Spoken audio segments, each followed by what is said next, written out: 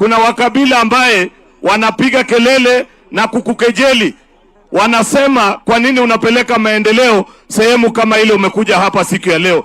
Ningependa kuomba wananchi, wakati siku ya uchaguzi itafika, wale ambao wamekuwa wakidharau jamii kama hii ya Maa, muwaoneshe aibu kwa kuangusha kura ndani ya sanduku ya William Ruto. Ni kweli ama si kweli? Si mnajua kuna jamaa wakati walikuwa kwa ofisi walikuwa naambia jamii ya Maasai ati nyinyi hamna share katika serikali. Lakini saa hii wakati wamefukuzwa ati wanasema Maasai wako nyuma yake. Ni conman ama sio conman? Ni tapeli si tapeli? Hakuna Maasai kichwa mzuri anaweza fuata huyo tapeli. Kwa sababu huyo tapeli tulishafukuza kazi. Hawezi kuwa kitu yoyote Kenya hii.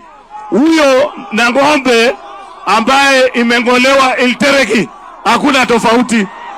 Ni kweli ama si kweli? Ni tutam ama si tutam?